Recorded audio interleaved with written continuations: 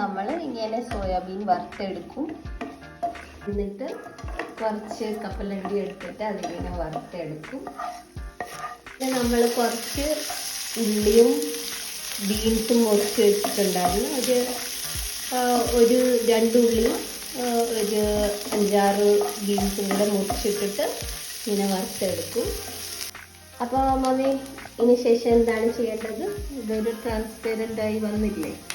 അപ്പോൾ നമുക്ക് ഇച്ചിരി ക്യാരറ്റും ഒക്കെ ചെറുതായിട്ട് കണ്ടിച്ചതാണ്.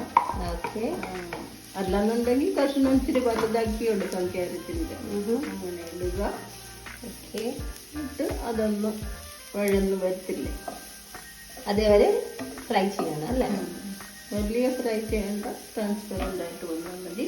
ഓക്കെ. ഇതിനകത്ത് ഇച്ചിരി നെയ്യും ഇച്ചിരി ബട്ടറും കൂടെ ചേർക്കാം. ഓക്കെ. അപ്പോൾ മനസ്സിലായല്ലോ എല്ലാവർക്കും. സോ ഇതിനകത്ത് കുറച്ചൊരു 2 സ്പൂൺ വരെ നെയ്യ് ഇട്ടിട്ടുണ്ട്. പിന്നെ കുറച്ച് ബട്ടറും ഇടുന്നുണ്ട്.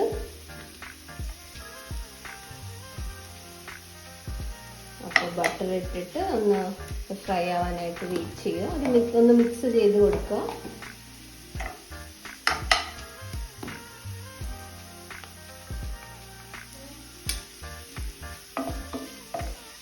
ഓക്കെ. അപ്പോൾ ഇതിങ്ങനെ വരട്ടി ആയിട്ടുണ്ട്. ഇനി നെക്സ്റ്റ് ഇടേണ്ടതെന്ന് ചോദിച്ചാൽ എത്ര തക്കാളി വേണം മമ്മി?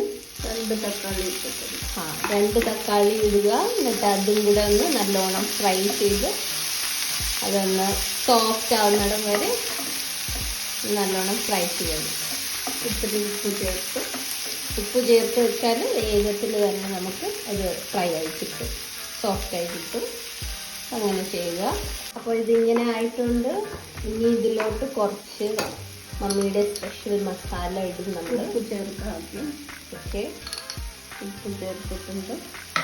അതിൻ്റെ കൂടെ ഇതിൽ പൊടിച്ച് വെച്ച ഫ്രൈഡ് റൈസ് മസാല 2 സ്പൂൺ ഇട്ടിട്ടുണ്ട്. പിന്നെ കാശ്മീരി മിർച്ച് കളറിന് മാത്രമാണ്. അല്ലാതെ നമ്മൾ ഈ മുളക് പൊടി ഇടുന്നില്ല. കാര്യം കൊച്ചു കുട്ടിക്ക് കൊടുക്കാനുള്ളത് ആയതുകൊണ്ട് നമ്മൾ മുളക് പൊടി കൂടുതലിടുന്നില്ല. ഒരു പച്ചമുളക് കീറിയിട്ടിട്ടുണ്ടാകും. അതുകൊണ്ട് മുളക് പൊടിയൊന്നും വേണ്ട. ഇപ്പം നല്ലോണം മുളകൊക്കെ വേണ്ടുന്ന ആൾക്കാരാണെങ്കിൽ കുറച്ചുകൂടെ നമുക്ക് ഇടാവുന്നതാണ് അല്ല മതി. അപ്പോൾ തക്കാളിയൊക്കെ ഒരുവിധമായിട്ടുണ്ട്. ഇനി നമുക്കിത് അടച്ചു വെച്ച് ഇങ്ങനെ ആവണം, പരുവാവണം. അടച്ചു വെച്ച് ഒരു 2 മിനിറ്റ് വെച്ചാൽ മതി. ഓക്കെ.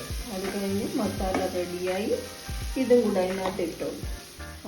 നമ്മൾ ഫ്രൈ വറുത്ത് വെച്ച് കപ്പലണ്ടി അല്ല, ഇത് സോയാബീൻ. സോയാബീനുണ്ട്, ഇച്ചിരി ഗ്രീൻ പീസ് ഉണ്ട്, എല്ലാം ഉണ്ട്. ബീൻസ് ഉണ്ട്. അതെല്ലാം കൂടെ നമ്മൾ അടച്ചു വെക്കുക. ഒരു 2 മിനിറ്റോളം അടച്ചു വെക്കുക. സോ ഇതിപ്പോൾ വറുത്തിട്ട് ഇങ്ങനെ ആയിട്ടുണ്ട്. ഇനി നെക്സ്റ്റ് നമ്മൾ ആക്കി വെച്ചിരിക്കുന്ന ചോറ് ഇതിനകത്തോട്ടൊന്ന് മിക്സ് ചെയ്ത് കൊടുക്കുക. ചോറ് എത്ര വിസിലിടണം? നമുക്ക് ചെറിയ ക്വാണ്ടിറ്റി മതിയല്ലോ. ചോറ് നല്ലോണം വേവിച്ചുവിടല്ലോ, കാരണം അത് കുഴയും അല്ലേ? അപ്പോൾ എത്ര വിസിൽ ഏകദേശം?